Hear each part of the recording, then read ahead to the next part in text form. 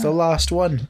The last one. The last one. Last time I'm here. Last time you're here, unless Viv gets worse. So, at time of recording, next episode is planned to be Viv, but that was recorded, gosh, a month and a half ago, because Viv didn't know how long it would take to recover. So you're going to get a very meta episode. We're recording very far in advance, and the plan is then for Viv to come back. But at the minute, she's still quite puffy and quite limited in speech. Yeah.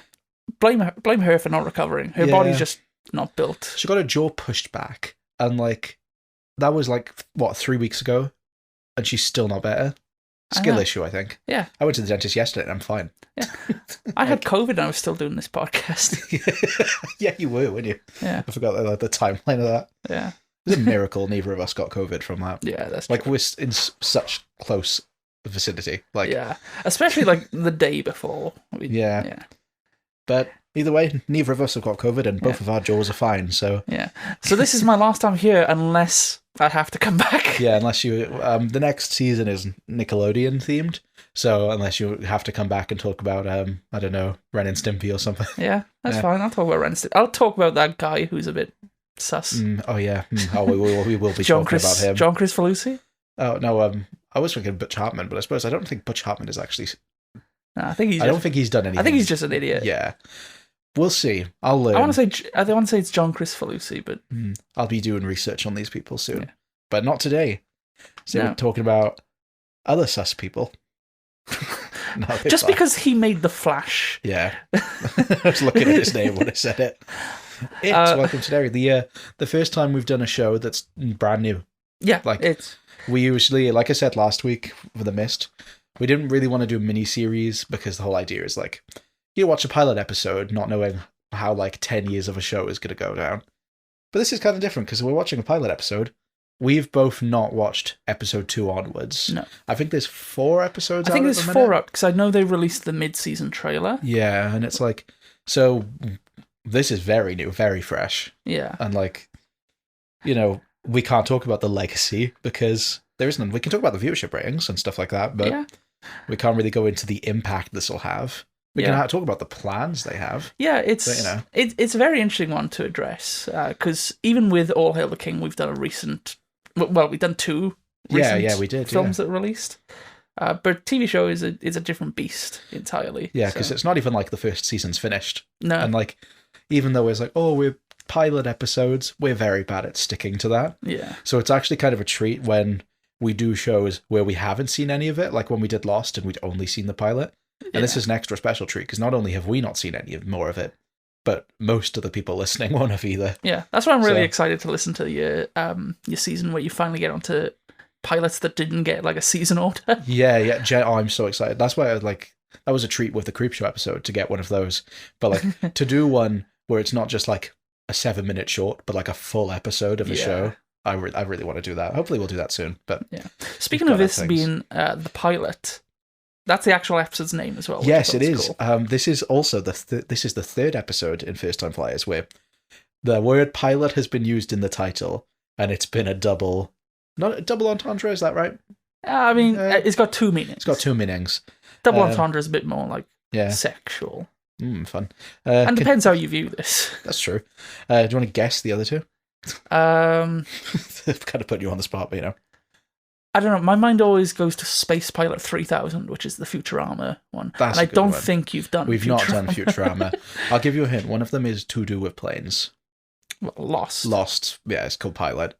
Another one has not got a plane in the first episode, but it doesn't have a plane in another season. Breaking Bad? Yeah. So the Lost one's obvious because it's they go to rescue the pilot. Yeah. The Breaking Bad one is literally there's a pilot light. It's yeah, I guess. Yeah. But it could also be referencing the fly from that one episode of Breaking Bad. That flies. That does fly. Like a pilot. Yeah, interesting. It does. I think, unlike Lost, Breaking Bad, I don't think that was intended. No. I don't think so. Lost, I could kind of see it being intended, but this is the first one where it's those were just pilot. This is the pilot. Yeah. So this one's obviously on purpose. Yeah, there's a pilot in it, and it's a pilot. So. Exactly. Yeah. This is an interesting... I mean, I know we've already said it's an interesting one, but I do feel like this is not even just in like the outside realm, just like the content of this is quite interesting to dissect as well. Definitely. So, should we start off by just talking about our relationship to it? Because I know you've got some relationship with it. So, obviously, for All Hail the King, I read the books for this because we're only doing one episode. I haven't, but it is the only one of the ones that have been adapted to shows that we've talked about where I've read. So I've read the It book. I've read it recently. I read it last year because, for not a silly reason, I think this is a fair enough reason, a video essay was made, like a 3.5 hour one, about it, talking mostly about the movies, which obviously we will talk about, but mainly talking about it in the context of the book. And it was copyright struck day 2. Oh, damn. So I hadn't finished it. It's back up now. It took a while to get back up. I remember you talking about. Yeah, because I was really annoyed because it was really good so far. And because it got struck, and the artist who made it, the YouTuber, I can't remember her name or their name, but, I might edit it in because it's a really good video. They were like, it's going to be a struggle to get it back up for a while. There's going to be a lot of edits because obviously they used a lot of footage from the movie. Fair use, like they were entitled to. But we've seen it with our own shorts. YouTube's a pain in the ass. It happened today, didn't it? Yeah, The Mist, of all fucking things. Like, why are you copyrighting The Mist in the nicest way possible? No one cares. Who cares? Like, we talk about it and we didn't care. Yeah. But, so after that, like, listening to, like, watching the first hour of that is what made me think, like, I'm going to read the book. And I did, and I love the book. I watched the original miniseries before the It Chapter 1 and Chapter 2 movies came out. And then I watched both of those on release, and I loved them. I even loved It Chapter 2. I am curious to revisit them. Yeah. I not to, like, spoil thoughts, I'm kind of glad we're having this conversation, because if you said you liked It Chapter 2, Viv would just straight up go crazy. And she saw it with me. Yeah. I know she's not entirely crazy. I do think that's a very odd film tonally. But I think I think a lot of people do get hung up on the weaker aspects of that film. I think there is still some really good stuff in there, and I'm really excited to get onto that. We do actually have it scheduled for sometime next year. Yeah, we do. Bit of sizzle. Might reread it. Yeah. Might not. It's 1,000 pages. Well, before we were recording, I was just doing some notes, and recently for All Hail the King, you're the one who reads the books. I read, but I have also opted to read The Shining because I was just really interested in it, and I've been thinking, what do I read next? And I think I'm going to read it. Yeah, really? Yeah. I mean, I really recommend it. Like, I don't know if I'm going to go into it, like, right away, or I might, like, take it on in the new year. Yeah, that's fair. I think it is a story that it's one of the earlier Stephen King adaptations, the Tim Curry one from the 90s. Yeah. That I was aware of and I saw. It wasn't the first. But I really like... I really like all the adaptations of it that I've seen. So this is just something I was just... Even if we weren't doing this, I'd be watching this. It's nice because it's on HBO, and it's filling the space the Peacemaker's left in my heart. Oh, yeah. I never thought about that because we both watched Peacemaker. I say week to week. That's kind of cheating for me because I only caught up like 2 episodes before the finale. Yeah. But I did watch Peacemaker week to week. Coincidentally, when the original series of Peacemaker came out, I got COVID, and when season 2 came out, I got COVID. It's James Gunn's fault. Yeah.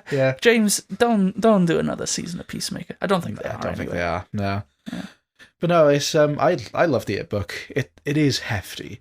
Yeah, and like I know it's like 1,000. Yeah, but it's like pages. It was the first one I read. After reading more, I've grown to really appreciate it because obviously I've read Salem's Lot, and he does a lot of really good towns and settings.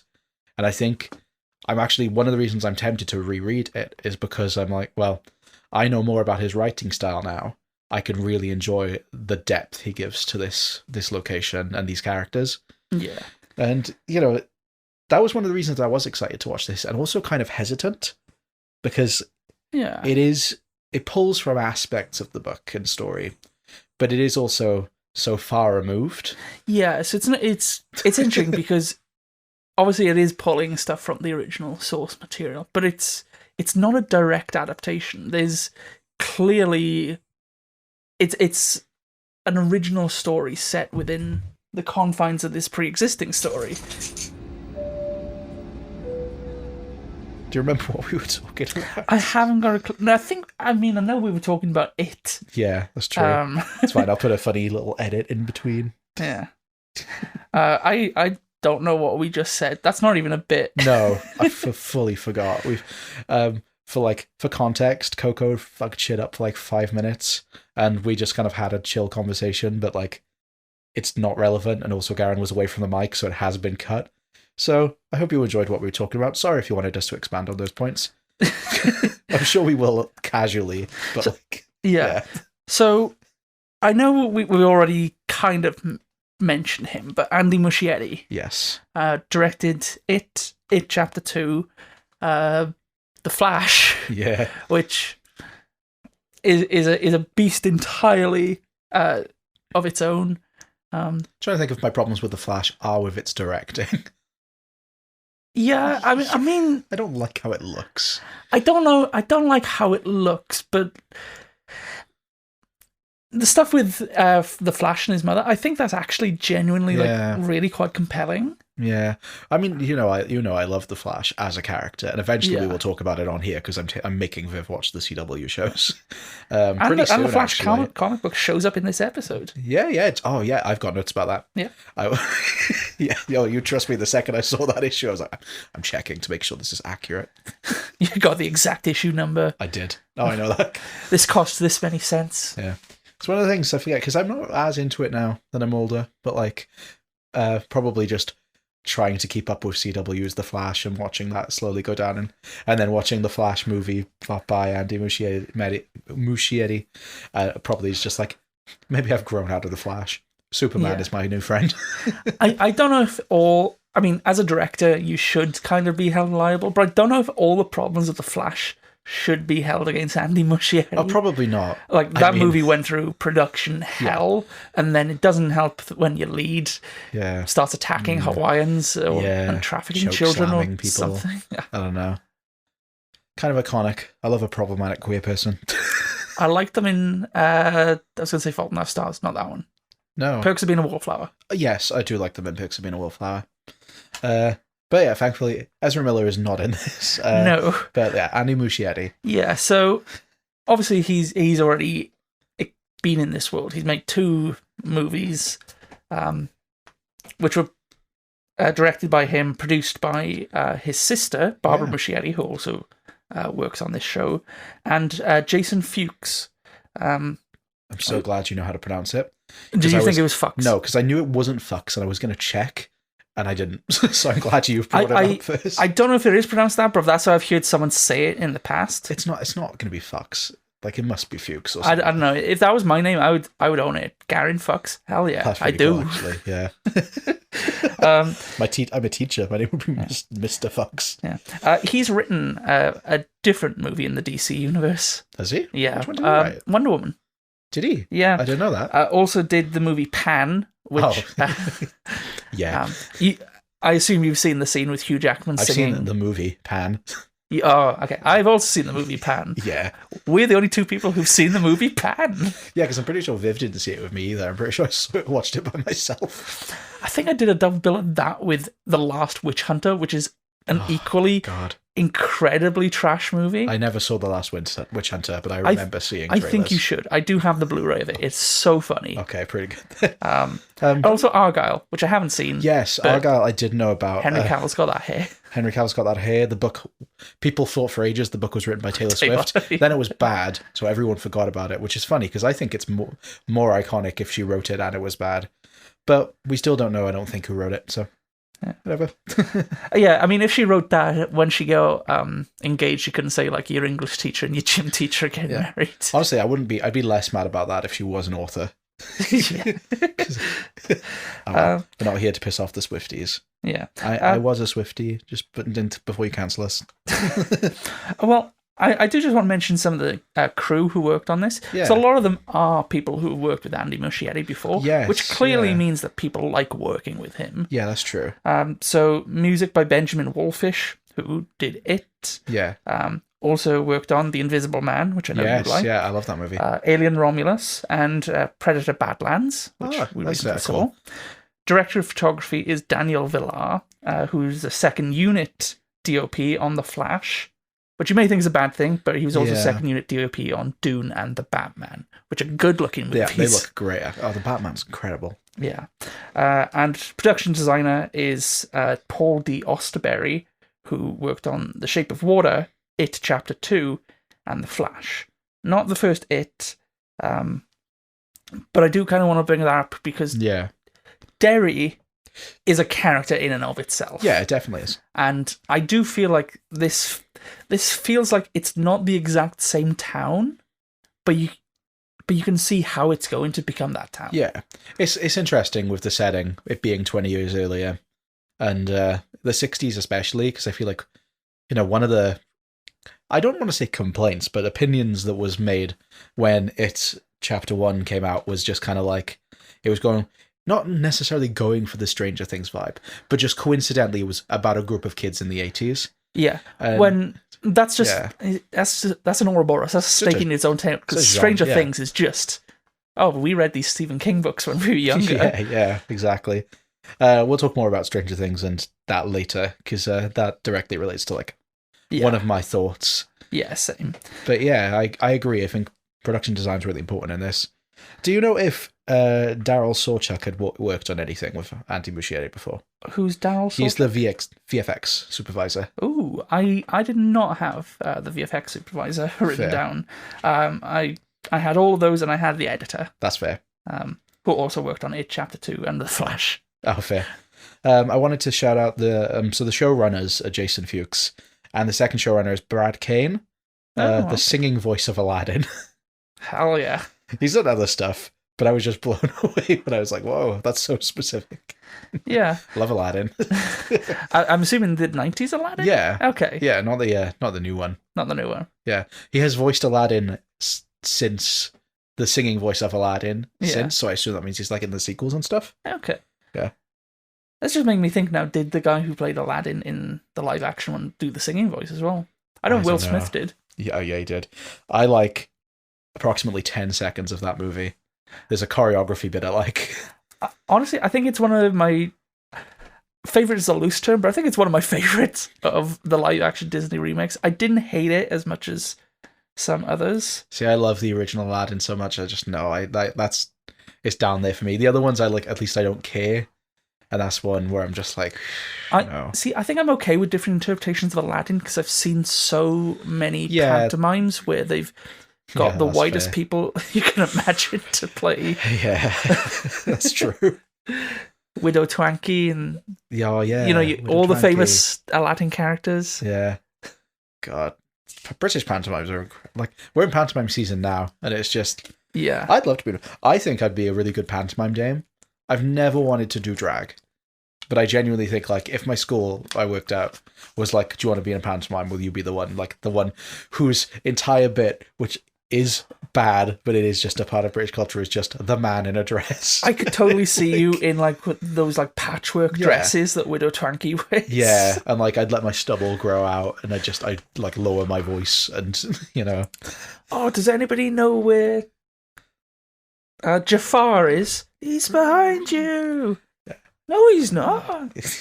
For record, I turned my head. Yeah, that's the thing. See, I'd love to do the whole no, he's not bit, because one of my favorite. It's not. This sounds bad out of context. One of my favorite things to do to children is just lie. I just fuck with them. Yeah. Anyway, speaking of lying to children. Yeah, speaking of children and lying. I don't know how that relates. Jason Fuchs also worked on Ice Age Continental Drift. I had that written down. Well, I really should have had that written down because how could we not bring up Ice Age Continental Drift? Yeah, we should go on a tangent about it. I think that's the only Ice Age movie I've not seen. I was going to say I've not seen it. Oh, they did a Buck movie as well. I didn't see that. Did they? Yeah. Oh, okay. Fair enough. The hierarchy of the Ice Age universe is about to change. There are too many of those movies. Yeah. Anyway. There's a new one coming out. There's too many of those movies. Yeah. I'm shocked there was a sequel.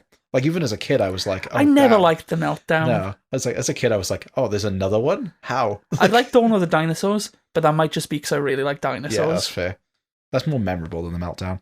Yeah. Right. Okay. So, go for the...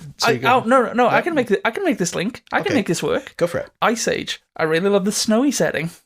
Yes. Yeah, I love anything that takes place in winter. I literally have a note here. I love the snowy aesthetic. I hope this sticks around. Yeah. I was going to say it's a shame. Which is kind of ironic, because it probably would have been better for them if it had stuck around. Because of the... to go into the development of this, and the production, I will link it to that point I just said. So yeah, this was announced for HBO Max, March 2022. November, and then the showrunners were hired, and in February 2023 it was officially greenlit.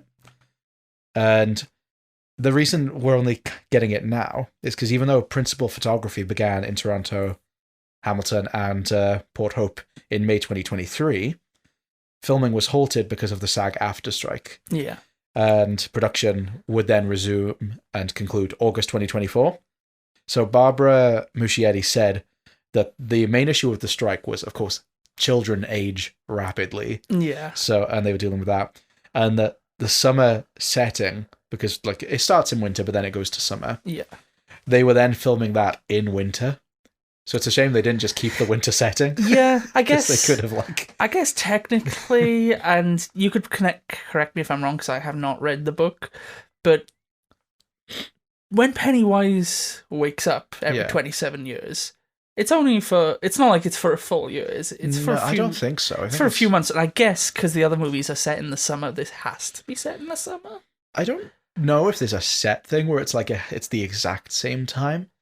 It's a shame if it is, because like it'd be cool to see him in like other seasons. Yeah. But also it makes sense. It is a very summer story. You know, it's literally like it's kids outside of school. It's kind of like Stand By Me as well. It is genuinely like Stand By Me. Yeah, they got a lot of similarities just in terms of a group of kids going through something traumatic. Yeah. So I remember this being advertised as coming 2024, and really. Yeah, I think they released the trailer for this like last Halloween or like New Year I remember or something. seeing the trailer like a while ago. Really far away for, especially a TV trailer, because with TV sometimes you don't get trailers until like just a month before. It's coming out. Yeah, I didn't even know there was a new show with Matt Smith coming out. Yeah, until the other day, and now it's everywhere. I saw that. Yeah, I can't remember what it's called. Looks good. Something bunny, something. I don't know. It looks interesting. Yeah, but no, it is. TV is very different in that regard. I guess because at least it's got the attachments to the films. Yeah. Maybe they want to push it a bit more, because like kind of like how this was meant to be a HBO Max, and then it's not just streaming exclusive. It actually did go to HBO. Yeah, which I think is a cool thing, because there was a big shake-up at HBO. So it was HBO, HBO Max. Now it's back to HBO Max. It's a whole thing. But I know Peacemaker did that as well, just because that's like the most recent example of another HBO show that's filled this time slot. Yeah, and it seemed to benefit them, because, just to jump ahead to like, the initial viewership was good. This was the third biggest HBO premiere after House of Dragon and The Last of Us. Which makes sense, because I guess it's like, these are all things with pre-established audiences. Yeah. So, Yeah, like, I contributed to the House of the Dragon viewers when that started. I haven't seen The Last of Us. I'm the other way around. I've seen The Last of Us, and I've not seen House of the Dragon. Yeah. Because, I don't know, I'm not a high fantasy person. I watched all of Game of Thrones, and, I feel like an asshole whenever I say it, because everyone's always like, the last season was bad, and it's like, I didn't care past like season 3. Yeah. I just watched it because I don't want to be left out. Yeah, no, that's fair. It was a big... Yeah, but then the second it ended, I was like, I'm not engaging with any of this anymore. I remember watching a bunch of them with Viv when they were airing. It's a fantastic show. It's just not for me. But Last of Us is okay as well. Yeah, but I wouldn't say surprised, but I was kind of... I thought this would do well, but I didn't think it would do that well. Yeah, so initial viewership was 0.334 million, so I guess 334,000, which... Just to compare to The Mist, because that was, obviously still 7 years ago, but like the most recent show we've covered to compare it to, that was 684,000. So, initial viewers seemed low, but then after 3 days it shot up to 5.7 mil, which I assume is like possibly influenced by streaming figures and view on demand. Yeah. Which I do think this probably benefited as well because it was released just before Halloween, the Sunday before. And instead of releasing the next episode on the following Sunday, they actually released it on Halloween, I believe. Yeah. So it probably did well because it's just like, oh, there's 2 episodes to... People drove up the viewers because people wanted to watch the second episode on Halloween. So like... Especially with how this ends, I can definitely see someone being like, well, I would need to watch the next one. Genuinely, which generally is how TV works. And that's kind of like how I felt when we get into general thoughts. Yeah. But yeah, just talk about the... because we mentioned about how this is a brand new show. Obviously, some shows, they just fly by the seat of their pants and they're like, oh, well, we'll do this one season and whatever happens, happens. At the minute, there are 3 seasons planned, each being an isolated story and each going back 27 years. Yeah, I find that idea just so compelling. I think that's a fantastic idea, especially starting with the 60s and then going 1935 and 1908. Like 1908 is because this episode they've already established like, oh, they're going like really in with the time frame. Like they talk about the Cold War and stuff like that. Like post World War II, fear of nuclear. Like think of that 1935 pre World War II, 1908 pre World War One. Like especially with I mean, I think as well working backwards is just a really good thing because you know how something ends. Yeah. Like, I don't think it's... I know we're talking Stephen King and he often writes by the seat of his pants. Yeah. But I generally can't fathom writing a story and not knowing where it's going to end. Yeah, and especially, like, obviously these will be 3 isolated stories, but they have ideas that they want to form. So they said their main goals of the show is to go into the origin of Pennywise and the idea of Derry as a cursed town. And working backwards for that sounds really interesting. Yeah, especially when you've got the 2 movies as well. Yeah, because they're updated, aren't they? Because they 1989 and 2016. Yeah, rather than the 50s like it is in the book. Yeah. So, which I'm all for. Yeah. Like we said with Salem's Lot, I wish that one was like updated for modern day. I'd rather that, honestly, and even now we are still getting like, you know. Years ago, people would be like, "Oh, we're not getting we're not getting it in the 50s or 60s." Well, now we are. Now we are, and the idea of seeing a 1935 and 1908, those are settings that don't get explored a lot. Yeah. So, I hope this does well because even if this season ends up not delivering, I think in concept alone, like honestly, regardless of opinions on the episode, which like we'll go into in a minute. I would have greenlit this just on concept alone. Yeah. Just like you've got a pre-established audience, you've got Stephen King's ideas to pull from. Like Pennywise is such a compelling like villain. Groups of kids, like you can already make them compelling, and just like the concept of we're going to do 3 seasons, each of them going back 27 years. Yeah. Like, and it's nice knowing that they're probably not gonna like. They're not gonna outstay their welcome. Yeah. 3 seasons, all separate. Yeah, give that to me. Yeah, because it's not even like he said, like, they could, if it really successful, they could do more. But it's not like he said, oh, this show could go on forever. Like, to say outright of, like, we have this plan is hopeful. Because one of my pet peeves with TV shows is just when they're like, we planned for, you'll know what show I'm talking about, we planned for 5 seasons, but we've got ideas for all these, so we're going to keep going. And it's like, oh, great, there's 15 now, and they're all... So, I have no idea what you're alluding to. Yeah. Anyway, speaking of Supernatural. Speaking of The Boys, we'll see if that becomes a problem with The Boys. If they end it, isn't The Boys supposed to end with the next season? Yeah, but it's literally by the guy who made Supernatural, and he also said it was going to end with season 5. I mean, The Boys has got like 2 or 3 spin-offs. I know, so... It's going to be the new Walking Dead. Yeah, I'll believe it when I see Homelander dead on the floor. Anyway. The Boys babies. Like Muppet babies. For some reason I thought Boss Baby. Boss Baby? Boys Baby. No, it'll be in their animation style. Just like a little Homelander. Like Jack. Oh, God. Yeah. We'll do The Boys when it ends. Anyway. So, do we want to run through just notes of like what happens in the story, or do you want to go through like the cast? Because I think both are interesting to talk about? Let's go through the cast. Okay. Because then we'll have context then for when we're talking about the characters and stuff. So I've separated the cast into 3 here. So I got the adults, got the kids, and I've got people who are credited but don't appear in this episode. That's interesting. Okay. So we'll start off with the adults. We've got Jovan Adepo as Leroy Hanlon.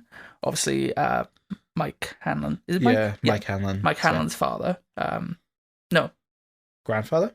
Yeah. Yeah. Yeah, because his son, Will Hanlon, who is going to be in the series, but we haven't met him yet, is here. He's in Babylon.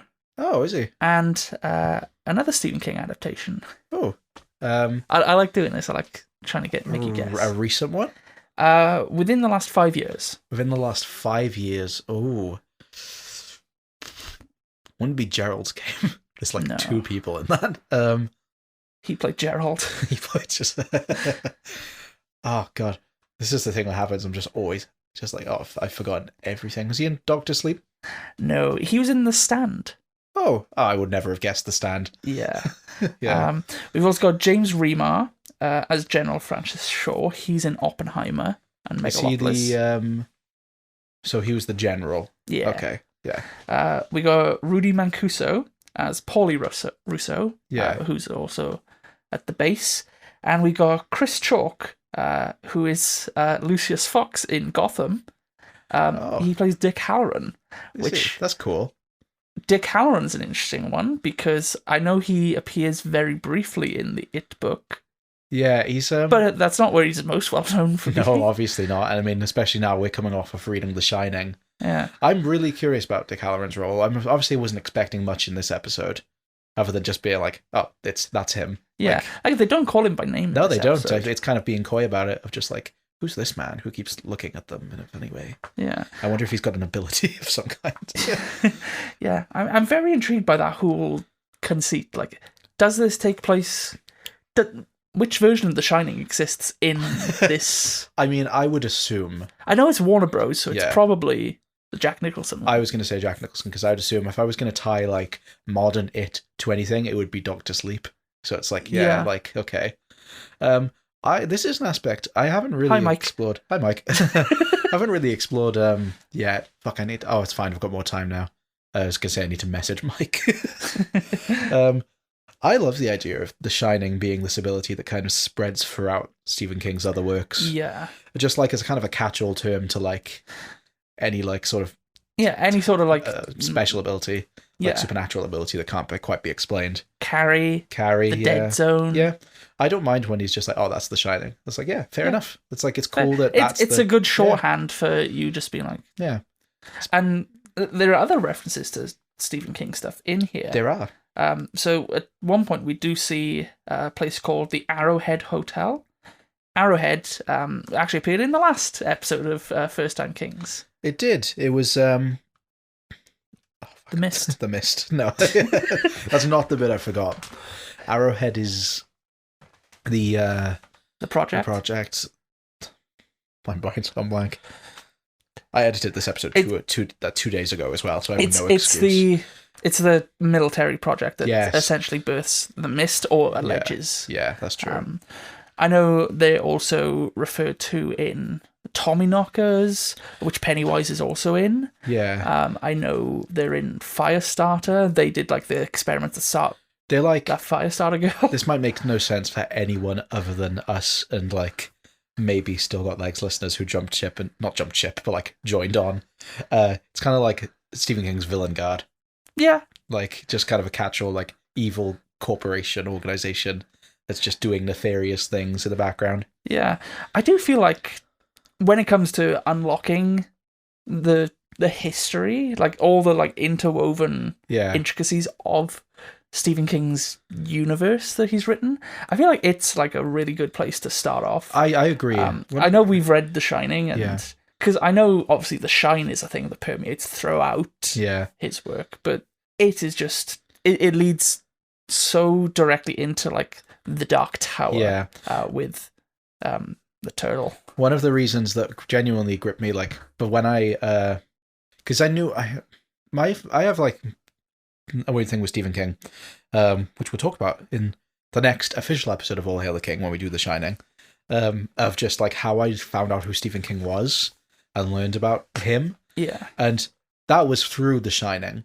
But then The Shining, I didn't engage with The Shining until I was way older because I was traumatized by it. But then, Rightly yeah, so. it was the one where I was just like, oh, my dad. I remember my dad being like, "Oh, people are afraid of clowns." And it's like, "Oh, why?" Like, well, like a 12-year-old. It's like, "Why are people afraid of clowns?" And he was the one who said like, "Oh, it's because of Pennywise." And he showed me the Tim Curry, and I was like, "That's not scary." So I watched it. And to be fair, even as a kid, I was just like, "It's not really scary though." But like I could get it.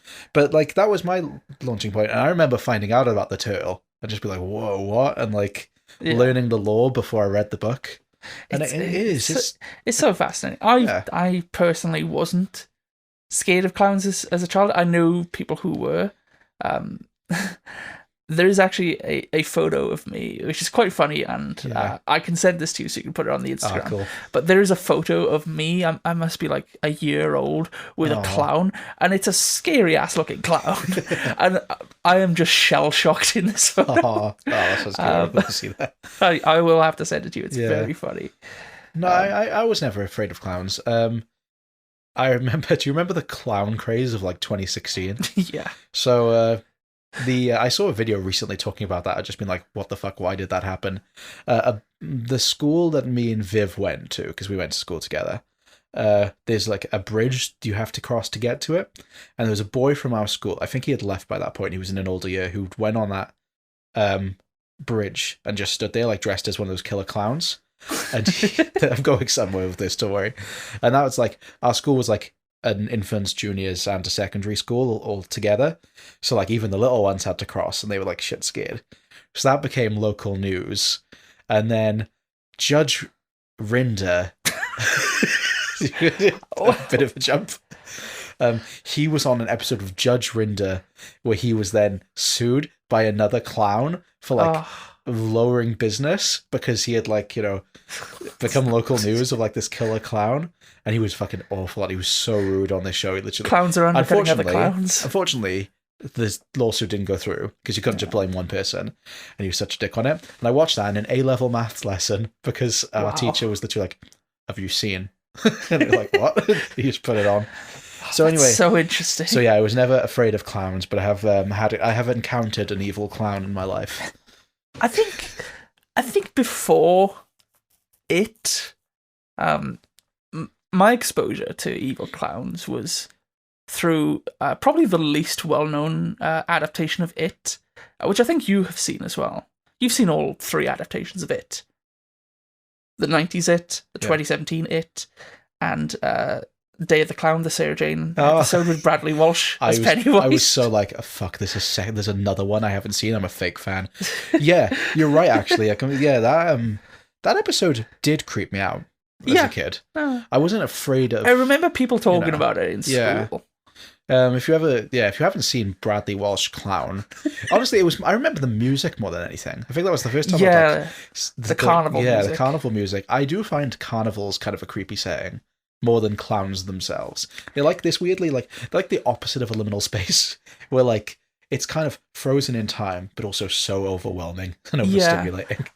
I think if you like the idea of carnivals being creepy, watch the Todd Browning movie Freaks. Ooh, it's from like the 1920s. Yeah. So it's quite old. It's very interesting. Like, it's creepy, but the freaks are the protagonists. Oh, I've heard of this. Yeah. Yeah, no, I know which this is now. I remember I heard about it from somewhere a while ago. I know like Guillermo del Toro has used it as inspiration. Maybe that was it. Maybe there's a Simpsons Treehouse of Horror, which is basically a parody of it as well. I think it might have been the Guillermo del Toro one, because when I was doing media studies in school, went through a period of like going through like all the Guillermo del Toro things, because we like talked about Pan's Labyrinth in the lesson, and I was like, this is sick. I want to see like all of his stuff. So I watched like Devil's Made Me do it. I watched that in like media studies GCSE as well. So I watched all those. So it might have been that, but you saying about them being protagonists, I can literally like see it now. If like I've seen images, Yeah. but I've never seen the full thing. And I think that does relate, because we do kind of see, like, the idea of, like, creepy, deformed things. Like, often in carnivals, you'll see, like, conjoined people, and in this, we've got a conjoined bat baby thing. Yeah. Shall we go into that? Shall we go into we've gone through the cast. Yeah. So have we finished the adults? Yeah, we were talking about Dick Halloran. Yeah. We'll go through the kids. Yeah. Well, actually, we do start off with Matty Clements, who was played by Miles Eckhart. Yeah, he looked familiar, which surprised me. Yeah, I don't really have anything that the kids have been in, because I don't really know. I mean, I've gone on record and said, like, kid blindness is a thing. Yeah. Work with kids. I know, like, one of them was in, like, the new Home Alone. Oh, okay. Yeah. Fair. That's cool. These are just kids, so I'm not going to go through the actors' names unless you want me to. I'll just bring up the characters so that we're familiar. Okay. Yeah. So we got Matty Clements, who is oft in the opening scene, and basically is the instigator for this plot.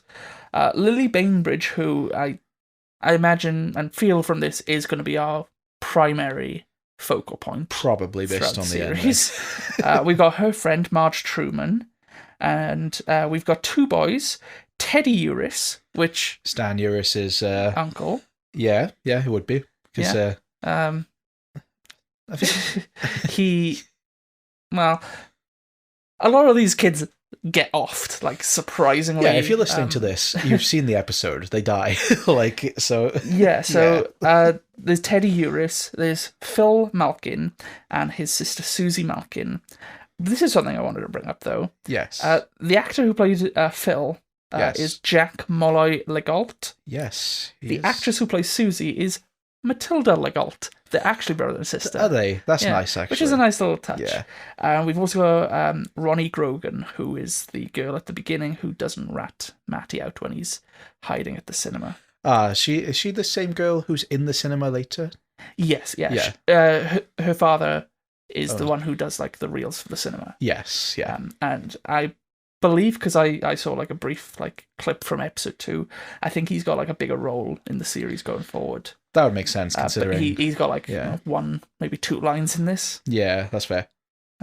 Just looking at the pictures so I remember which kid is which. Now, with that bit with the cinema, I do just want to mention, I wish our cinema staff were as dedicated as this guy. Right, yeah, okay. Well, my first note, and this is really funny because we're coming off of, we went to see Keeper yesterday, and I think maybe for the first time ever for me, we left halfway. I have left during movies before, but not because there's an issue with the projection of the sound, just because it was, like, a really awful movie. Yeah. So, unfortunately, we didn't get to finish Keeper because the sound broke.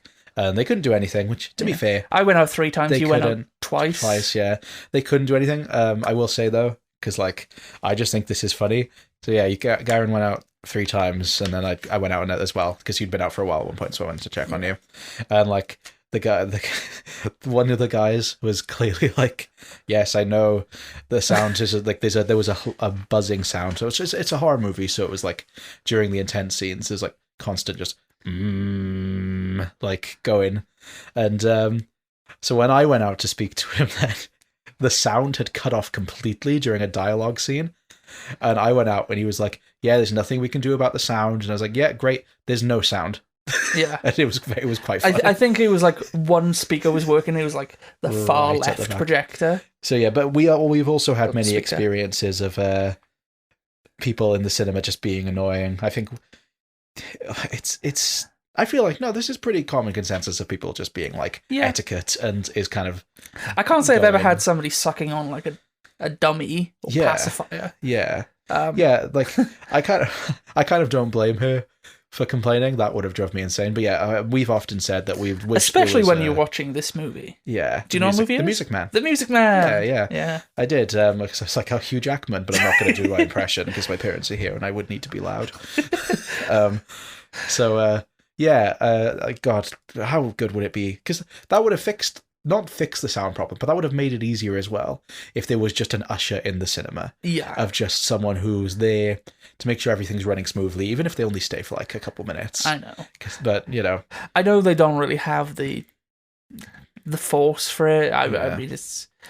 someone with a torch. Honestly, just having someone with a torch, though, nothing just like shuts people up more. I'm saying this as someone who's like gone to the theatre a lot. Than having in being in a pitch black room and having a torch shone in your face. Yeah, I feel like we've talked about this a lot, and like not even like just on the podcast, just in general, because it is something we are passionate about. Yeah. So I was just like, no, good on this guy.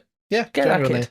No, I'm like this, especially like, you know, as a teacher, I'm very I've half of my job is just being like, it's time to sit down and be quiet now, and I'm just like, if a 4-year-old can do it, if a 4-year-old can watch Bluey silently for like half an hour on the carpet while like another child is losing their shit behind them for some reason, and they can concentrate, you can shut the fuck up for a bit. Exactly. I've said like obviously there's like a lot of nuance to it, but I've said before about I have infinite patience for children. I have no patience for adults, which is sad because with children I'm confident because I know my ability. With adults I'm a coward. I won't shush people. I need to get over it. No, I mean sometimes you'll do it and you'll just get shit back. Yeah. Which is funny because you're always really polite about it, and I've said before of like, I think we're too nice. I think we need to start, like, we're so afraid of people being apeshit back at us. I think we need to be the ones who go apeshit. I think I'm gonna like carry like a bottle of liquid ass, and every time it happens, just spray them with liquid ass. Honestly, why not? It's like I know we've gone further into the tangent, but this is a short aside. When we might have even mentioned this on one of the episodes of either this or All Hail the King. I don't know if it came up in conversation when we saw Shutter Island. Oh yeah. And our friend Val was with us, and a guy in front turned around and was really rude because he said like she was kicking her chair, which I'm gonna be honest, she probably was. Yeah, she's but tweaking. Like, yeah, she's a very fidgety to the point where she annoys me if I'm sat next to her, and she knows this. But like, he was really fucking rude about it and swore at her and stuff. And I was there like, I've got a large Coke next to me. It's like, oh, I wish I was, part of me wishes I was the kind of guy who would just fucking pour it on his head. But also like, yeah, but fucking, I'm not gonna. Like, that would be insane. Yeah. But if somebody said something polite to me, I would be polite in return. It's but I don't know. We live in different strokes for different folks. Take us back to the 1960s. Things were different back then and better. I'm sure we would have thrived. Yeah, and we could see the Music Man on film. Oh, it looked so good. Yeah. So he runs out, and he's hitchhiking.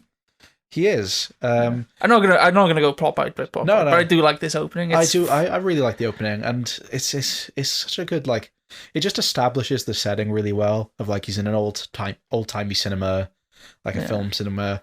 I just love seeing an old-timey cinema anywhere. Yeah. It was giving like same vibes as when I saw Lux, of Doctor Who episode, which also takes place in the 50s, 60s, and is themed around a cinema. But so he's hitchhiking. I love how he looks really cold. They really sell how cold he looks. Yeah. I'm saying this, I'm getting cold now. Yeah, no, he looks so cold. Just I was like, put your hands in that box of liver. Yeah, oh yeah. That was weird. So he gets picked up by a weird family. Yeah, I don't know how to feel about this opening. I think it's gripping. And to be fair, in the like, I was like, okay, this is the tone we're going for. Yeah, like, I don't know why I'm surprised, because I was then just like, okay, I've seen the It movies, it makes sense. But yeah, Auntie Muschietti said like he wanted like something big to like shock people at the start. And to be fair, the mother gives birth to a little bat demon, and it's just on screen, and the kid is just like spelling words, not even like correctly. Oh, I'm on the side of the sister. That would drive me insane.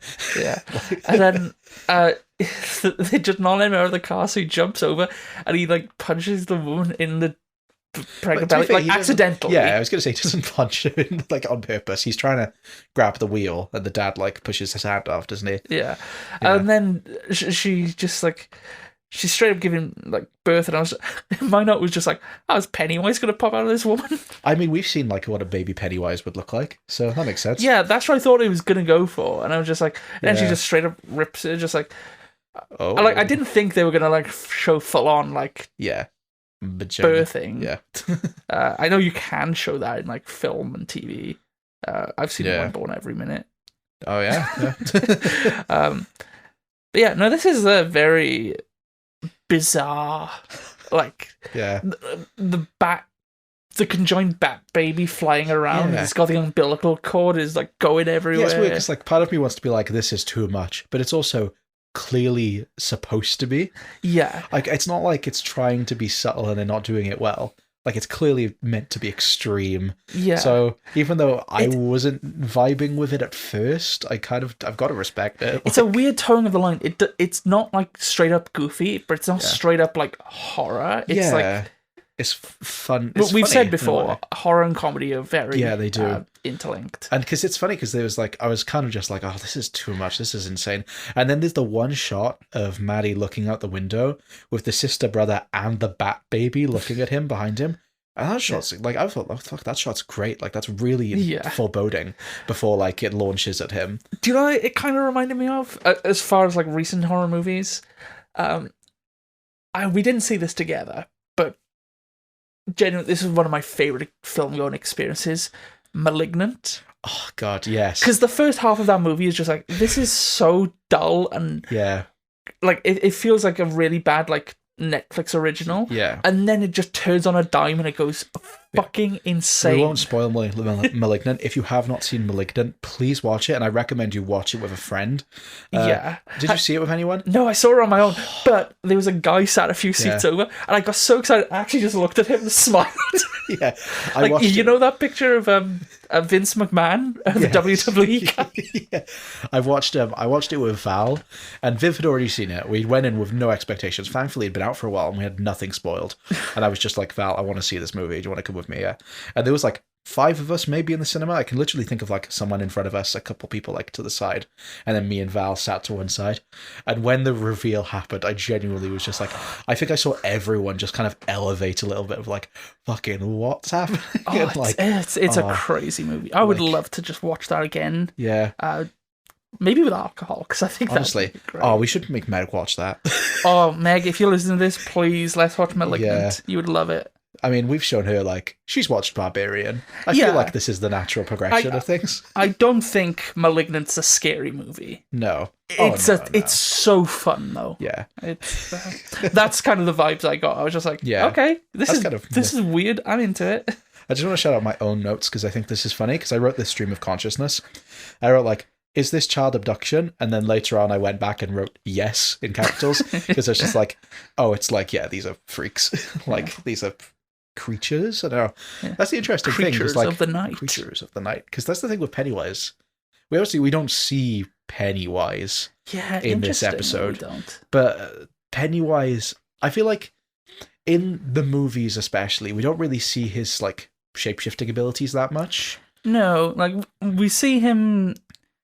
He turns into the Paul Bunyan statue, doesn't he? In the second one. And we see him as the leper. Yeah, the leper, and we see him as the mummy for like 2 seconds in like but like in terms of a full sequence of just like Pennywise isn't just the clown. No, he's what's referred to as a glamour. Yes, which it is interesting how like certain things just kind of like point towards like the shape-shifting abilities of this. So like I know you mentioned that you had some points you wanted to mention about the comic book.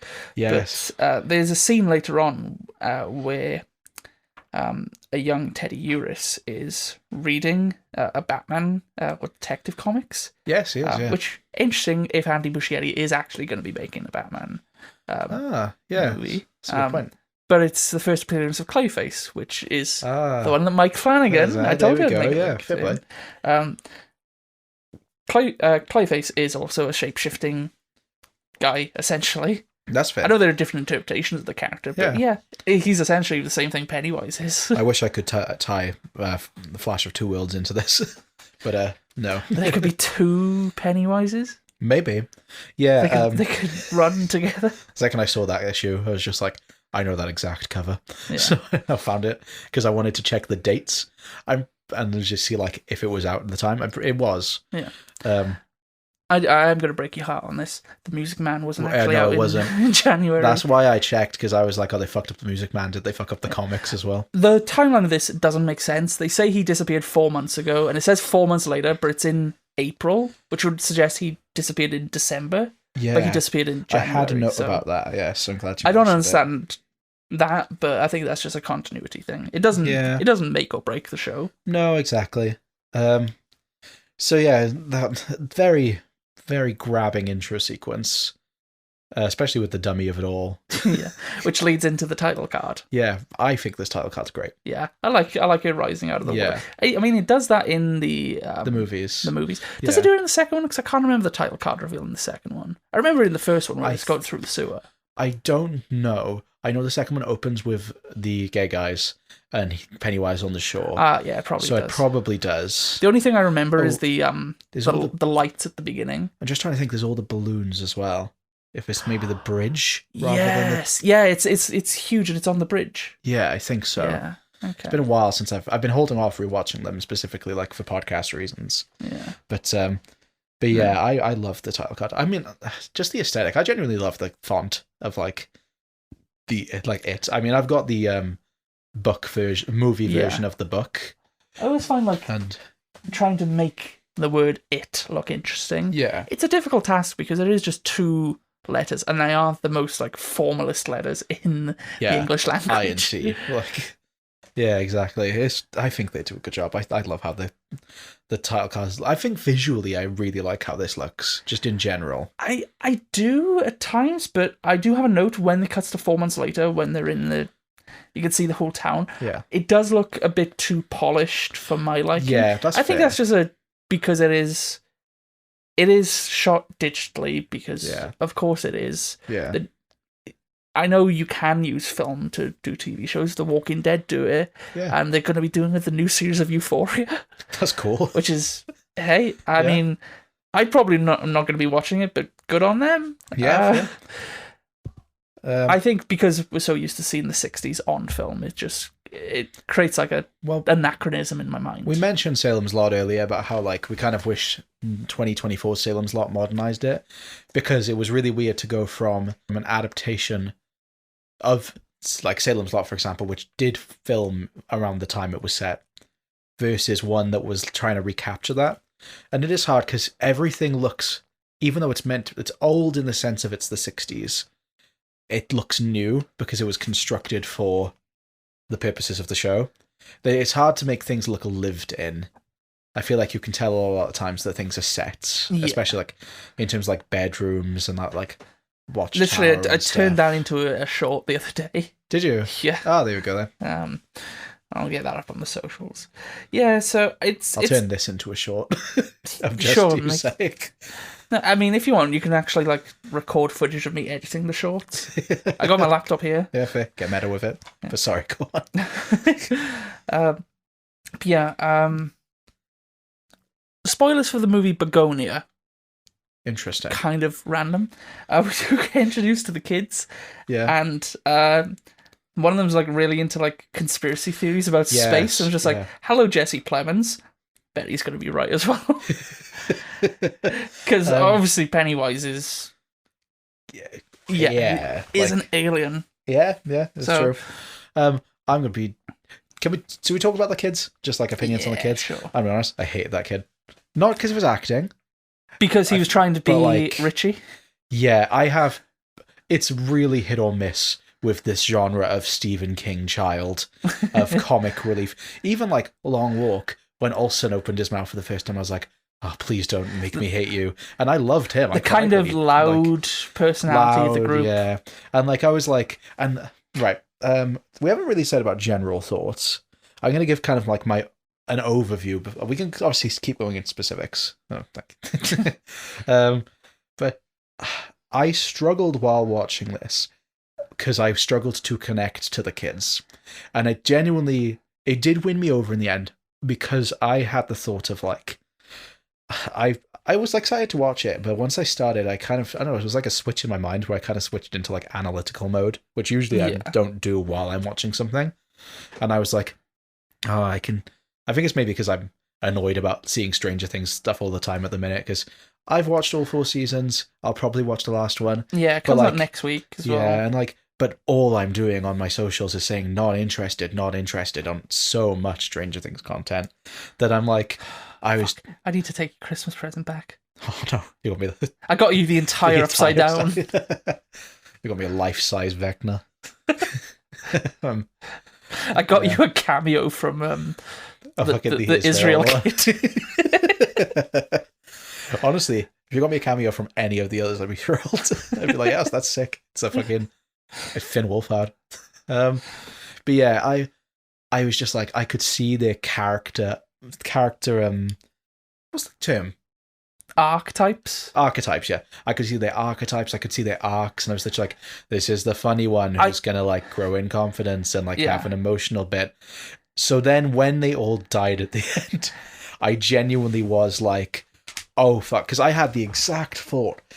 Like you were thinking just like, okay, this is just a different version of Richie. This is a different version of Stanley. And I genuinely had the thought. I didn't write this down, but like I had the exact thought of, I just don't feel like there's any stakes, because I feel like we've been introduced to these kids that are all too safe, and then they all died, and I just like I'm still mixed on the ending in terms of I want to see where it goes, because I might make the argument in my head of like maybe killing them all at once is a bit too far. I'll be honest, and I guess we'll talk about the ending now. Yeah, might as well. We go back to the ending. I found this very difficult to read. I didn't like. Yeah. I watched this episode once. Yeah. I watched the ending 3 times. Fair. Because I didn't read that they all died. I was like, okay, obviously, Teddy died. We see his face being slammed into the projection booth. Yeah. I assumed the Phil character was killed because we see the arm. At the end, the arm is, but I couldn't remember if that was like the sister. The arm is the sister. Yeah, that's fair. I didn't personally struggle with that, but it is a lot. I couldn't really work it out. I think it might just be because it was like flashing lights as well. It was very like fast paced. It is hard to see scene. I like how it was done in terms of, so it was the bat thing picks up the Richie character, comedian, and rips him in half. Okay. And then Swib grabs the Eurus, I can't remember his first name. Okay. And slams into glass. And then it's the girl's on the floor, and she's she like reaches, grabbing for the arm. grabs him. At that moment, because when they killed, especially because I wasn't enjoying the whole like the comedian character, when that happened, I was like, oh fuck, they killed him. And I was like, not like happy they killed him, but just kind of like, okay, I was proven wrong. And then when they killed the other boy, I was like, oh, are they going to kill all of them?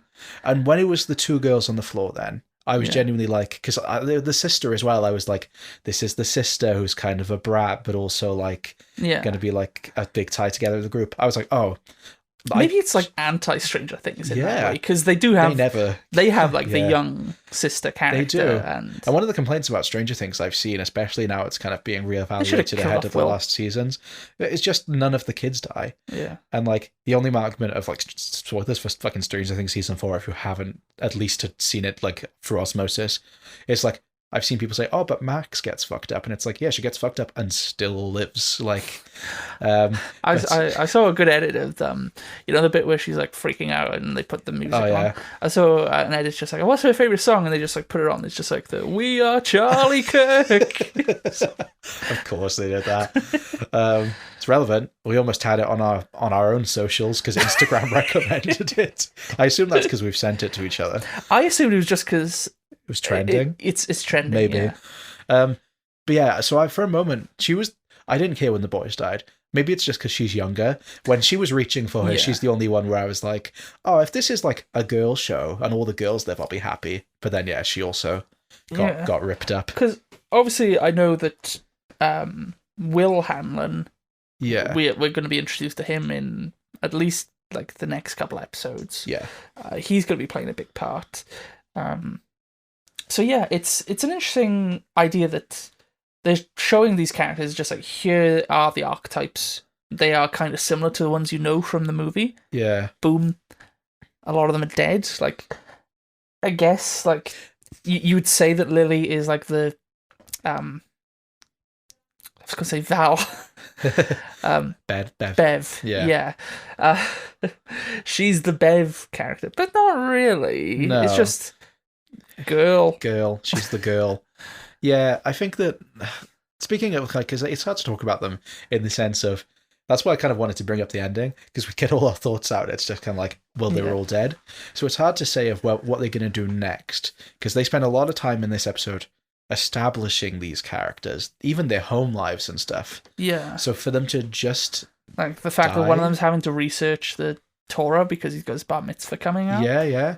And the obviously like both two being a brother and a sister. Yeah. Like it makes me curious. I hope that this do we see the fallout? Yeah, that's what I want to know. That's going to be my pet peeve. That's going to kind of make or break it for me if there is fallout. But then I imagine it will talk about that, because one of the things with it is kind of the fact of a lot of this stuff happens and a lot of children die and the adults kind of do nothing about it. Yeah. So I imagine it will talk about that. But yeah, and I feel like we aren't going to be introduced to adults, and it's just like they're really caged, and it's just like, yeah, obviously because you're going to meet them. Yeah. In series 2. And yeah, it's true, actually. I completely forgot about the fact of, like, we'll probably see these characters early in their lives. Yeah, so... Yeah, so talk about, what's the main girl's name? Lily. Let's talk about her some more, 'cause she's obviously our, like, driving force. I kind of hate the way her backstory is introduced. Oh, with her dead dad? Her dead dad and the pickle jars. Yeah. Insane bullying. I thought it was just stupid at first, and then the whole line of, like, oh, they fucking found her dad in pickle jars, and it's like, that's insane.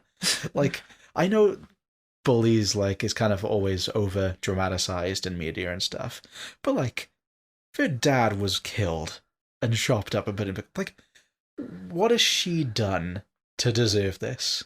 I don't know. Maybe it's American bullies are just like a different thing. Maybe. I know people have said just like, oh, you know, back in our days, we wouldn't call people names. We would like gouge their eyes out.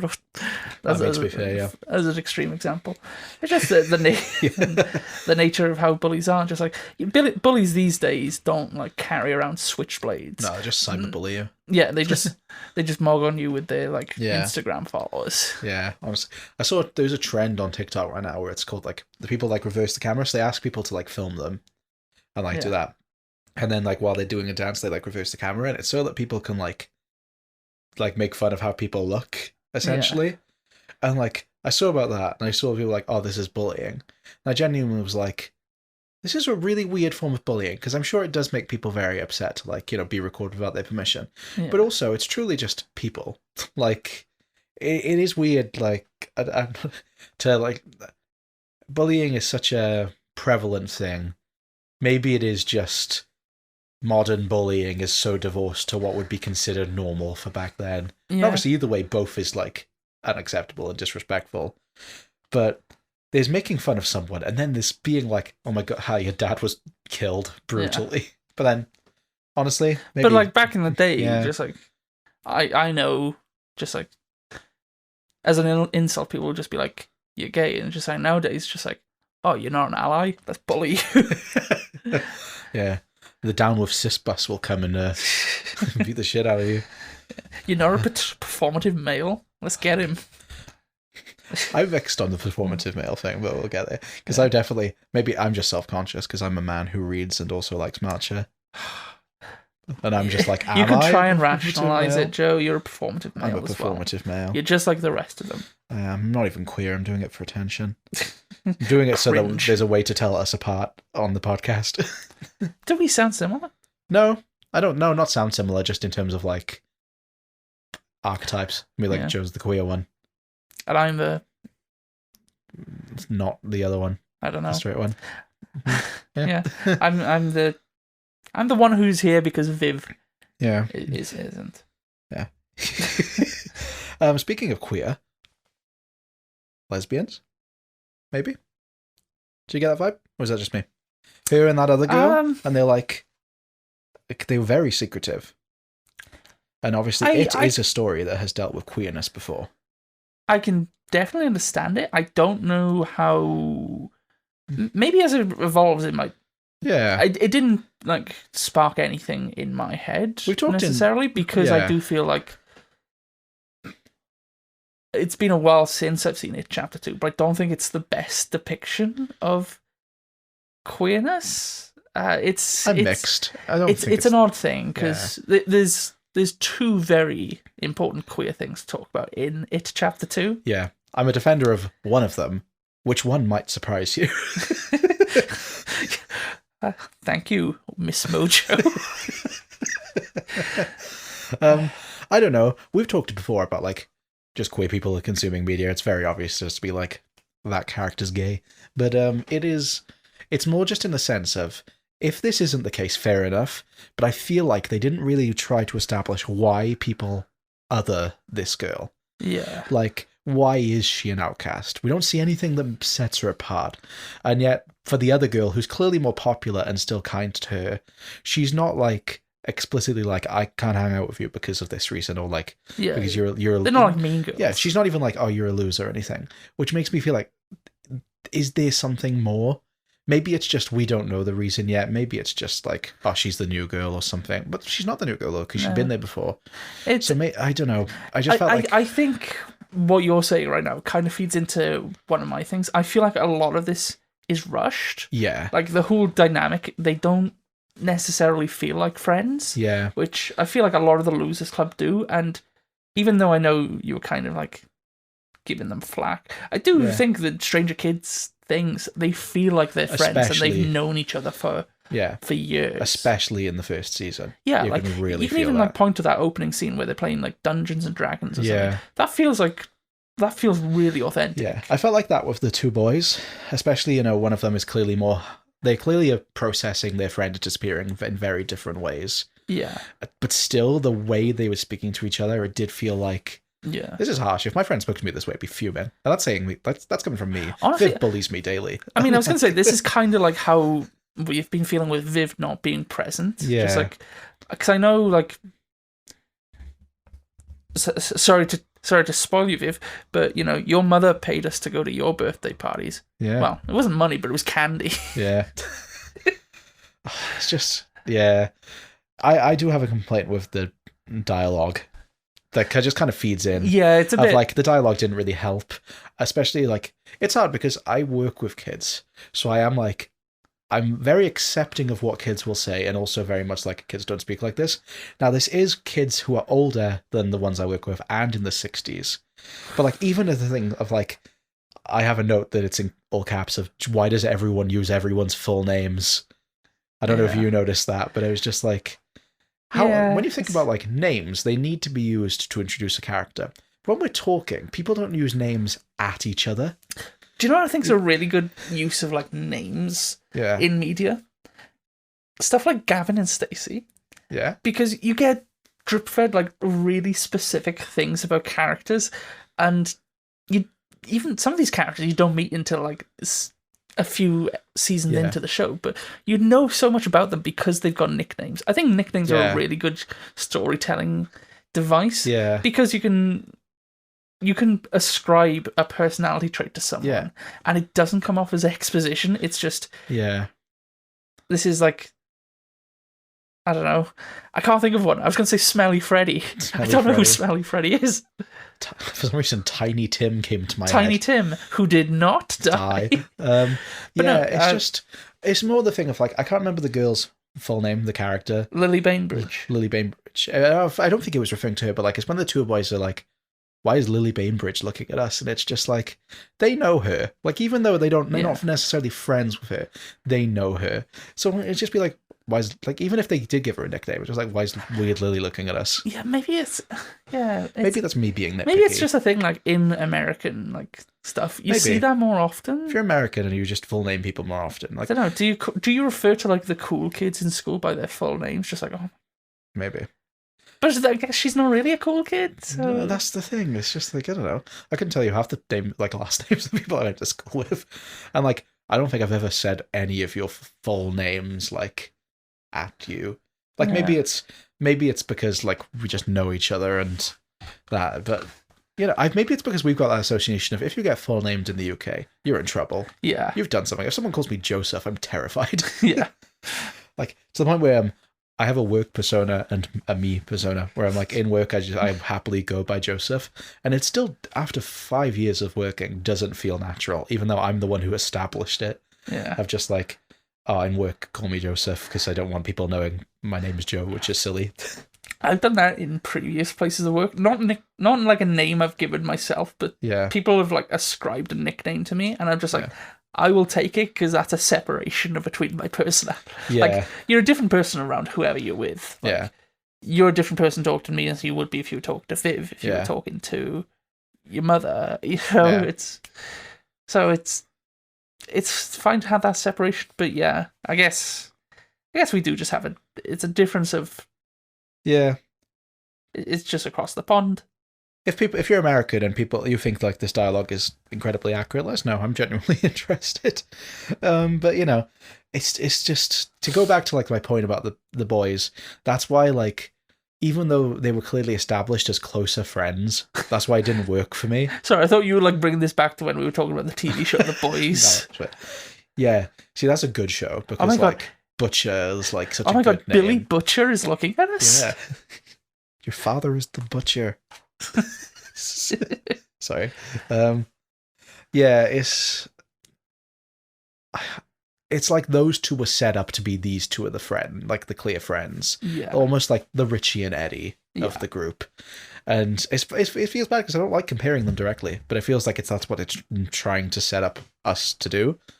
And I don't know, I didn't find the dynamics that believable to the point where maybe, I'm not saying this would have been fixed if we had more time with them, but like if the bit is to introduce these characters and kill them off, do it at episode 2 and like give us a little bit more time to get attached and then or kill one of them and then we're constantly going to think, oh shit, they could die at any point. Yeah. Because my only pet peeve is now we've been introduced to these characters. Yes, I wasn't that fussy on them, but at least they were characters.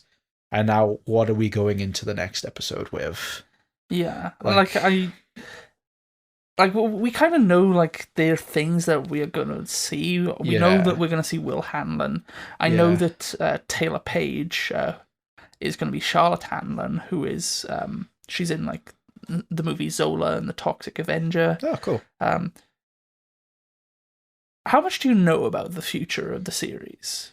Not much. Okay. Pretty much only what, like, Jason Fuchs and Andy Muschietti have said they plan. I don't believe this is a full spoiler, and I may be inaccurate because I haven't seen beyond this. Yeah.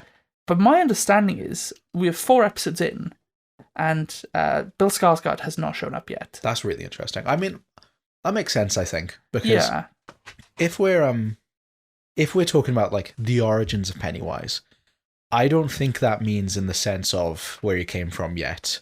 I think that could be more how Pennywise became the clown. Yeah, because I know we are going to see him as Bob Gray. Yes, as well. Yeah. So I wonder if maybe that's what it's going for, where it's like, we're seeing Pennywise kind of shifting between these forms. Like at the minute, he's you could just argue like the bad thing is Pennywise. Yeah, because Pennywise is not his name. That's just the persona of the clown. Pennywise the dancing clown. Same as Bob Gray is just a persona of a human. Yeah, exactly. So I could see where that's... He's a very nebulous kind of... He's an it. He is. Like, it is the perfect term for it.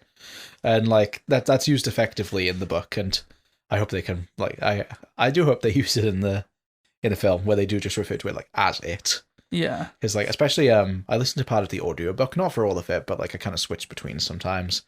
And I remember a section in the audiobook where the person who was narrating did it really well. Of just like anytime they said like it, they said it with such disdain and like dread at the same time. Yeah. What do we think about this like little flashback with Lily and Matty? He tries to kiss her. This is one. Oh yeah, point in favor of lesbian. Not in just in general of like.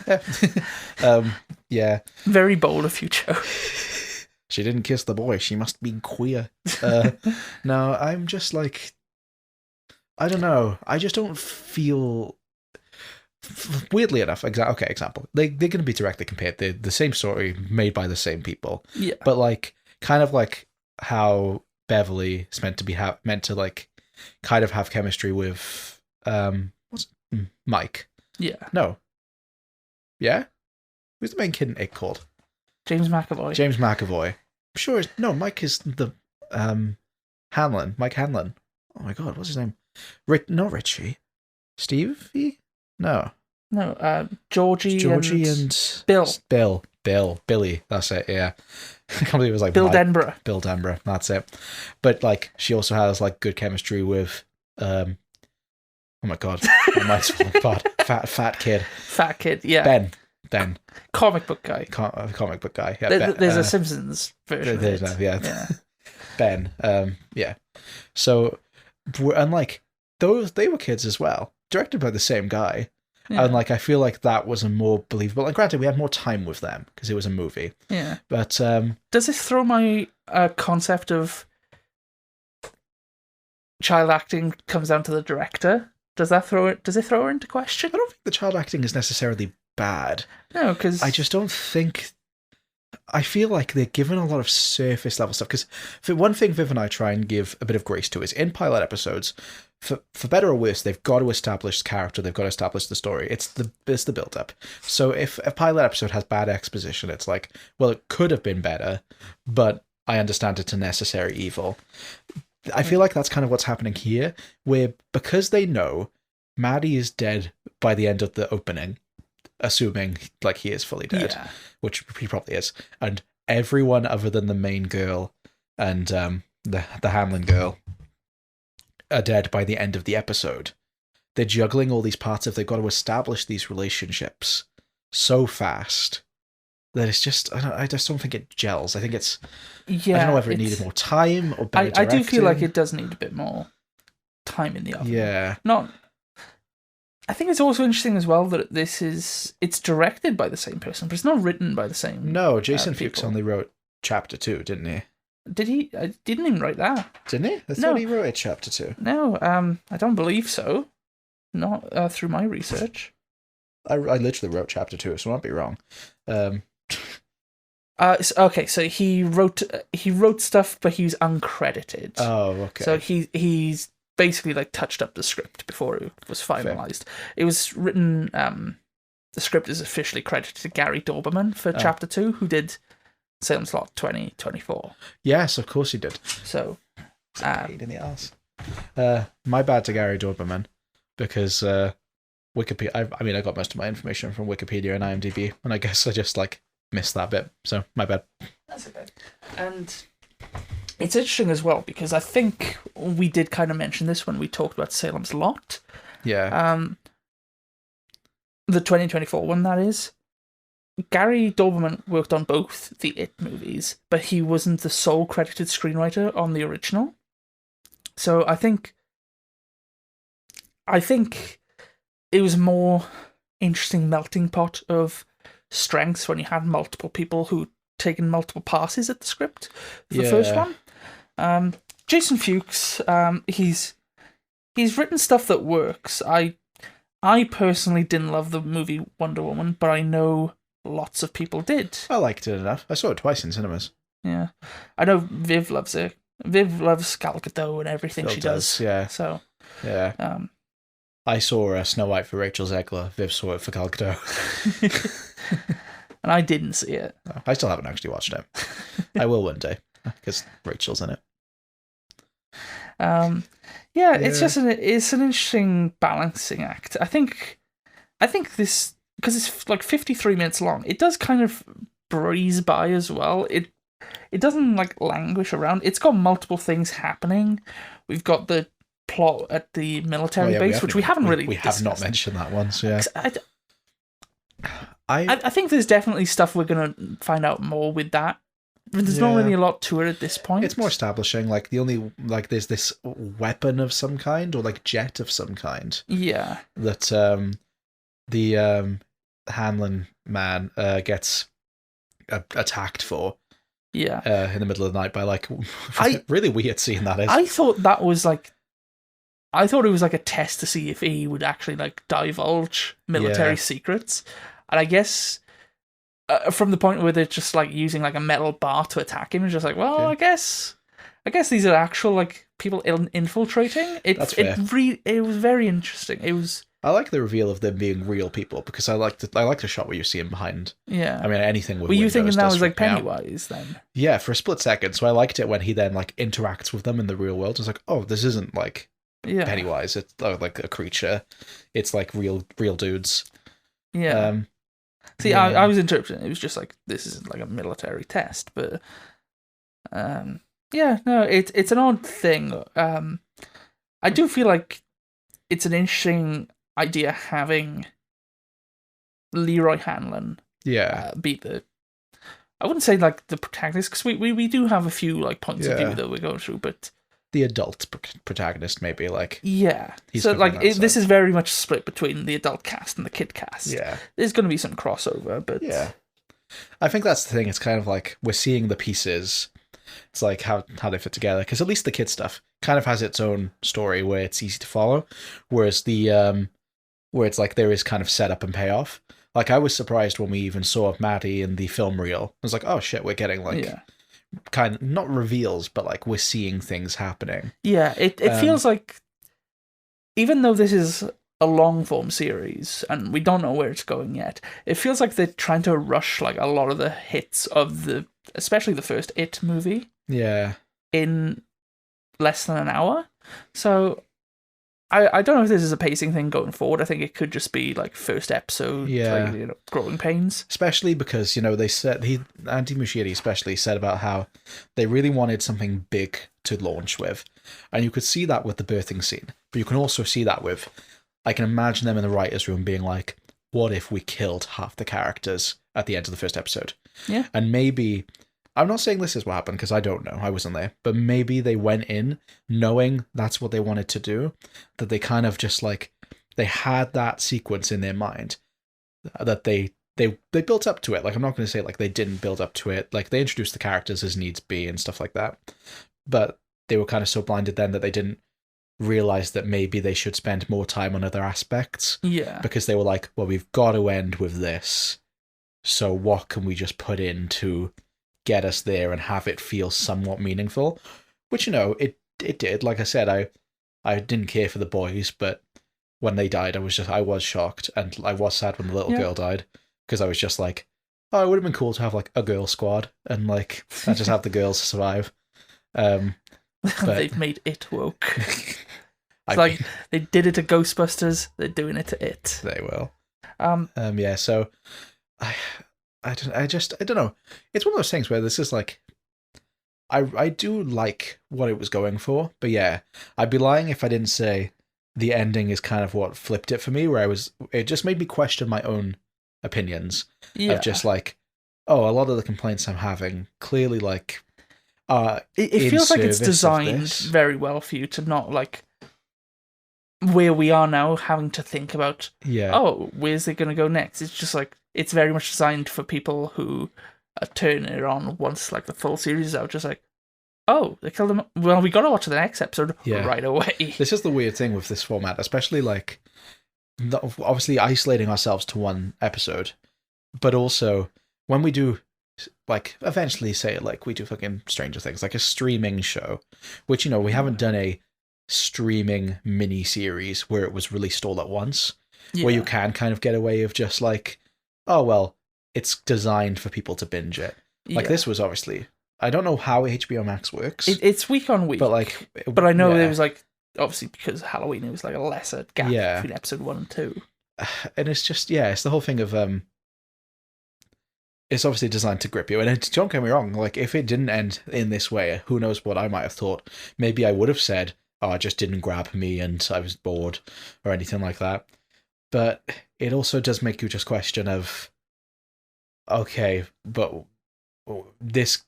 it can go either way, which it can always go either way. It's silly to say, oh, this could either be really good or really bad.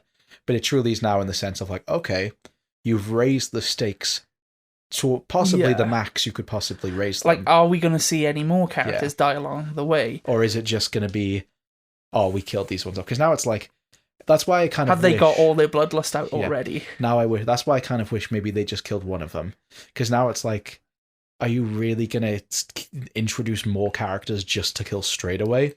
Probably not. Yeah. But like I know when we talked about The Long Walk, we know that one of the actors from that, Joshua Odjick, is in this. Yeah. Obviously, we haven't seen him yet, but we got to assume that there are more. And older characters, like Yeah. teen characters that we're going to be introduced to. Yeah. I feel like we are going to have more kills along the way, Yeah. but it's. I imagine maybe I don't know. they'll do something with like we see like more like side characters of the kids. We even meet the older brother Yeah, of but he's got the to other boy. live. Yeah. Yeah, that's true. He That's does. the one thing we're working backwards. Yeah. You just kind of work out what happens. Unless it's a double shock and it's like, oh no, it's not him. Yeah. There's a third one. Who knows? Yeah, it's the multiverse. Yeah. It's the multiverse. This is a a variant of Oh god. the Stan universe. Yeah. Yeah. It's I don't want to say it's a mixed bag. I genuinely don't think. No, I'm more positive than negative. I do feel like I was intrigued, but I was just like, okay, it's a bit rough around the edges. When something takes a big swing, you've got to admire it for the swing, but it does then have the thing of like, the more you sit down and think about it, do you notice more holes? And to the point where like I watched this a couple of days ago because I knew I'd be busy leading up to the end of the week. Yeah. So I was just like, I've got to watch it now. I do wish I'd had opportunity to watch it again. Yeah, I know you were saying about that. Yeah, because I just like, I want to watch it with the frame of mind now of I know that the episode is going to end with them dying, and see if maybe that changes my opinion or makes me appreciate dialogue more. Yeah. But no, I do completely get you. It's very interesting, and obviously the creatives know the direction it's going. They have the full, is it 8 episodes, I think, of the series. They know where it is all headed, so I don't want to say that they're blinded to things, because they know that, oh, well, this gets resolved later on down the line, and maybe this isn't meant to be viewed in a vacuum of just the pilot episode, but yeah, I don't know. It's very imperfect. I think there's a lot that's here that's compelling. I do want to keep watching it. I am going to. Yeah, saying And that, like they've had a very long post-production time. I know with kids, they do age out, so it's harder to like do reshoots and stuff. I'm not saying they should do de-aging because they did that in Chapter 2, and that's. I don't think it was as distracting as some people said, but yeah, I know that it's a contentious topic anyway. it is. I mean, we mentioned Stranger Things. That recently happened with both last season and the current season. Have they? Yeah, the first 5 minutes is Will back in like season 1 Will, and people are like, he looks like a PS2 model. I don't think it looks that bad, but like, yeah, I feel like with choice. de-aging, it works best when you're like making like, I don't know, an old person slightly less old. Samuel L. Jackson, Captain Marvel. So that's like the perfect thing, because it's just you're only like de-aging him like 15 years or something. Yeah, exactly. Whereas kids change so much. Yeah.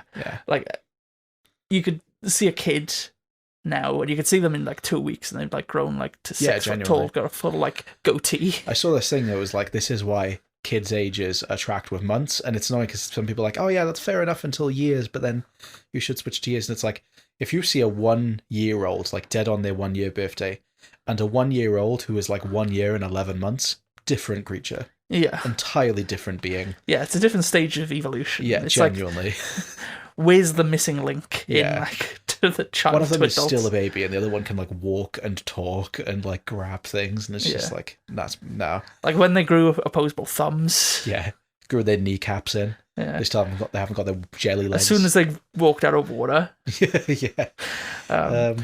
With the long post-production time, this is, I think for now, like one of the last things I do really have to say.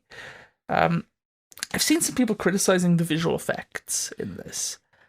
I don't think they were that bad. I think they were stylized. That's what I was going to say. And I don't know if it's because people are, by association, being like, well, this is the guy who did The Flash, and that looked bad. So they're just seeing things that aren't there. Maybe. Yeah, because I was going to say, because we obviously talked about the Bat Baby, but the other aspect, the other shot of CGI I can think of is the lampshade. Yeah, which that looks great. I think that was a really cool sequence, because it sets it up of like, they're talking about it. Kid, and he says, like, he obviously mentions the Holocaust, which obviously is big at this time, especially because they're not actually that far removed from World War II. And I imagine like that is probably an aspect of the theming that'll go forward, especially with the military presence and Cold War. And having that set up of like, because Pennywise, it plays on fear, plays on like specific fears. Yeah. And setting that up of, oh, they used to make lampshades out of our people, to then having that in a sequence and the rolling around and the screaming face with the light coming through. I thought that was really cool. No, I thought the effects looked really good in this. Like that was obviously that's pulling from like historically Ed Gein, but like film wise Texas Chainsaw. Yeah, and I think like the shots of the Bat Baby, like when they do a pretty good job of obscuring it. Like it's moving so fast in the car. The shot I really like of it and the children watching Maddie, they're blurred in the background. But even the bit where like it's bigger and you see it like on like the cinema like chairs, it's a very like convincing effect, at least for me. It's hyper real, but it's hyper stylized as well. So I can see why that may not work for some people, but I don't think it looks bad by any stretch of the imagination. No, I don't think so. I think I has today. I think it does look good because it's not often where I'm pretty accepting of CGI usually, but it's my pet peeve with CGI is when they CGI things that they could do practically. Yeah. But with this, it is just kind of like with the style and with the way it's shot. Yeah. Like I felt the threat. Like when the kids were there, I felt like, oh, I believe that these kids are seeing this. Yeah. And it's a different thing to like, not to get too much into like effects. Yeah. It's not like the compositing. It's the modeling, the animation. It's the 3D. It's a complete 3D character. Yeah. They may have had like someone on set as reference, but this isn't like a puppet or anything. No. And saying that, we talked last week in The Mist about lighting, and I think that they use that effectively in those sequences as well, especially even though, in the like, theatre. That scene, I was having trouble reading it. I think that's just a me thing, because you clearly picked up on it. Yeah. It might just be the version I watched, because I had watched like a 720p version of this. Ah, did you? And I think it was just like the bitrate was a bit crushed. Maybe. And maybe I'm wrong. I've said he was torn in half. Maybe that's completely wrong. But like, I didn't at any point struggle to understand what was happening. Yeah. So. If this was on a service that isn't Sky in the UK. Yeah. Oh yeah, we didn't say about the UK of it all because I'm making an effort. So yeah, it aired 26th of October 2025 on HBO. We got it Sky Atlantic just the next day. Yeah. So 27th. Yeah. Which is good. It's cool to see the UK get a pretty much a simultaneous release. Yeah. The thing is, just Sky is like it's so expensive as a subscription thing. I know they try and promote Now TV. Yeah. But you can't even like do that for like short-term periods anymore. No. It's not even worth like getting a trial because the trials are only 7 days, and even with a trial, I think you have to subscribe for like a minimum of like 3 months. Yeah, which is always mad. And I believe this will get a home media release, and I hope it. I will pick it up because HBO typically are very good. We haven't got season 2 of Peacemaker yet, but we got Last of Us. Yeah, that's season 2 of that aired this year, right? Yeah. So I think it's only a matter of time, and I will happily get that and watch it in its full glory. Yeah, I honestly could see myself as well. I was thinking about this the other day because obviously I've got a VHS collection. And I did have the thought of like, okay, if I'm going to collect the old ones on VHS, I might as well, and obviously I want to get Long Walk and Life of Chuck. Yeah. I was like, I might as well get the new ones and like have a full set. It's just, I'm not going to commit to getting the Blu-rays of like the old ones as well. So I can have like across the decades of media. I'm pretty happy with the idea of watching the rest of this.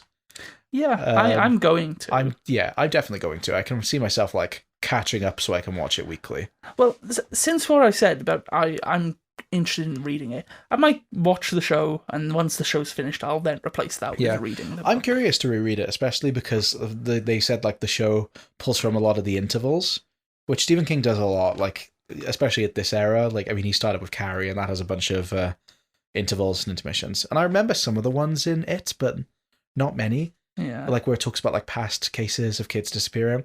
So I would like to revisit that and see how it ties in. Especially because eventually we will have to cover this on All Hail King. I don't know when we'll cover it, because Yeah, we'll probably wait until all 3 seasons are Yeah. out and do like maybe an episode or 2 per season. we'll have to see.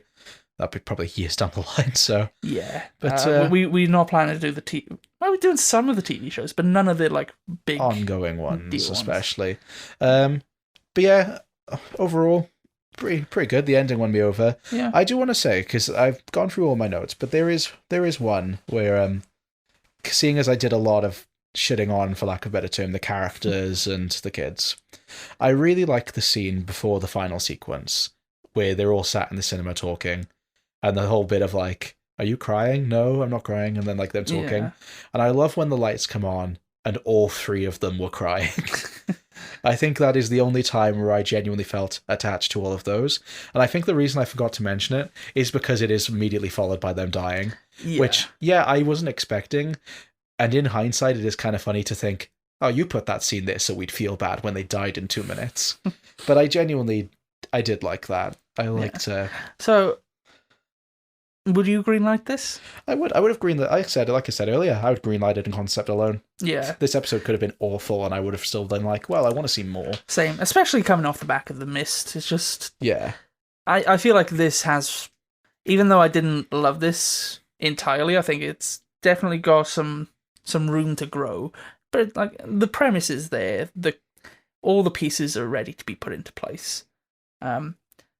But I asked you a question. We did actually pose another question to Viv, actually. We wanted to get Viv's opinion. So we asked Viv what she would do if she was Pennywise and she was being attacked in the sewers by a group of kids. And this is what she had to say. Jerk off so fucking much. To be fair, Bill Skarsgård, he's not my type, but he's like a conventionally attractive person. What? Bill Skarsgård. Well, I don't understand. Oh no, you're fucking with me again. Pennywise, isn't he Bill Skarsgård? Yeah, but the question I asked Viv was, what would she do if she was Pennywise? Oh, she was Pennywise. Yeah, if she was Pennywise, how would... I thought you said if she saw Pennywise. No, she's Pennywise, and she's Pennywise. seen the kids in the sewer.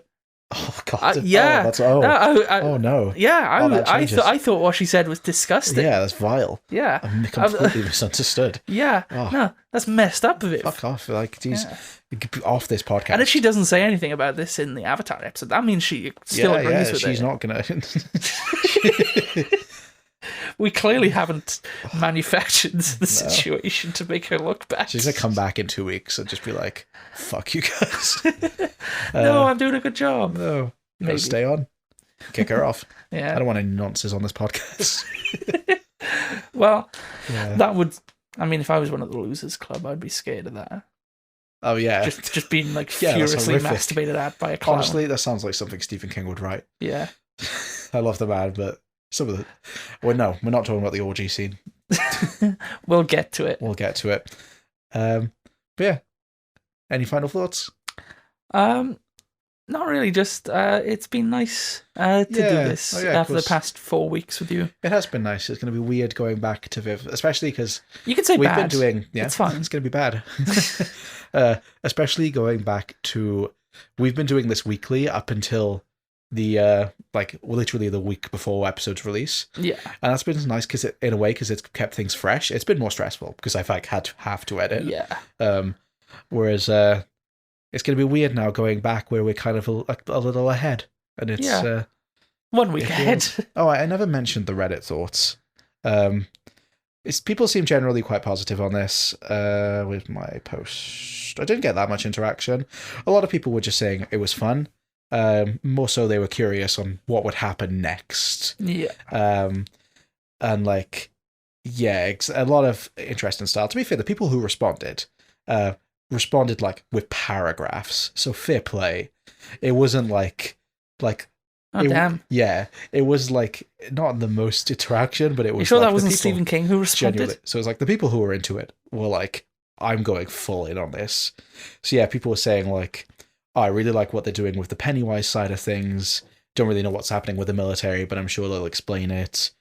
I like how they're showing Pennywise in different forms, but I'm really curious to see what happens next.